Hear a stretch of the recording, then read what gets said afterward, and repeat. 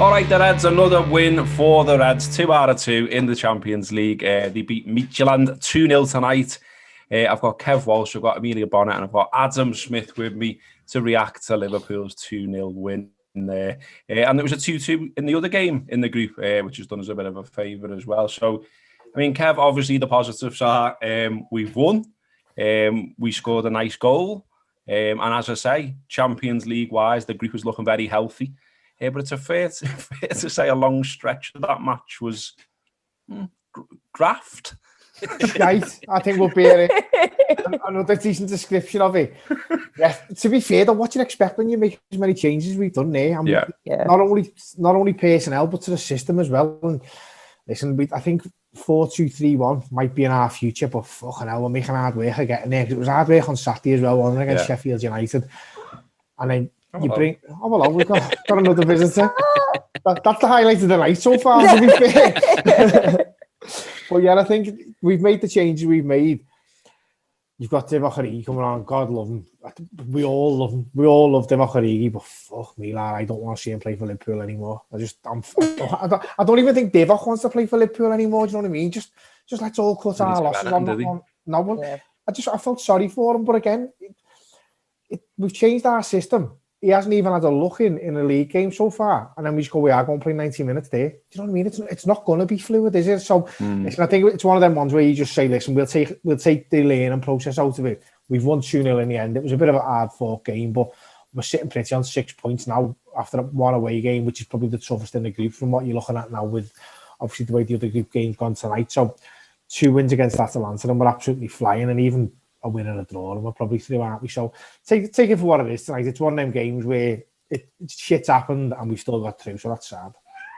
Yeah, we've just got through it, haven't we, Emilia? And that's the main thing. I mean, there are chances there. Obviously, the main two for them at the very start of the match and the very end of the match. I don't know where he pulled that one from at the end, where that bit of skill come from. I was like, aye, lad. But as McManaman said on the comments, he probably went with his wrong foot for the actual finish. But we can sort of be a little bit grateful there, can't we? That, you know, you can sort of argue we've got away with one a little bit there. But there's loads of reasoning behind it. Kev's gives some of it. I know people are getting sick of the phrase, but it is a thing.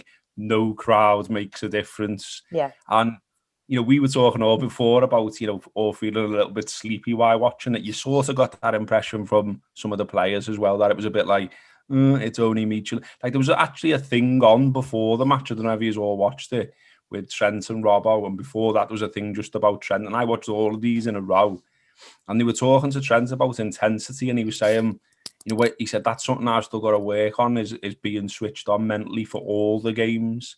He's like, when it's the big ones, I'm so bang up for it, and he said, I come off the pitch knackered mentally and physically, and he said sometimes there's other games where I'm not.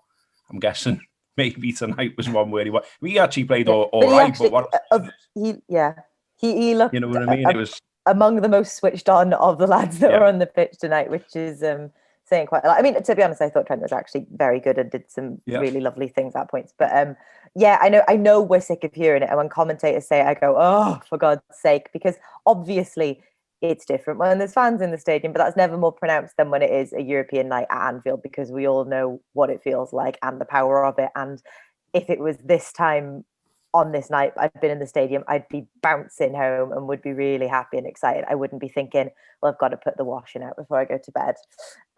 So I think that's part of it. And as much as we can all feel it and we can all be aware of it, it's got to be very different actually playing and kind of being so used to that and knowing how much that can change the atmosphere, can change the outcome, can change absolutely everything about a match, and then having to do it without, and then also going, got quite a few more games in the next few days. Do you know what I mean? It's that mixture of they must feel a bit flat because the atmosphere is non-existent, and then also they've got to kind of keep climbing up a mountain every single time that a game is over. So yeah, you can completely appreciate why. It doesn't mean it's any less challenging to watch, but you know, we're lucky to get to watch it all the same.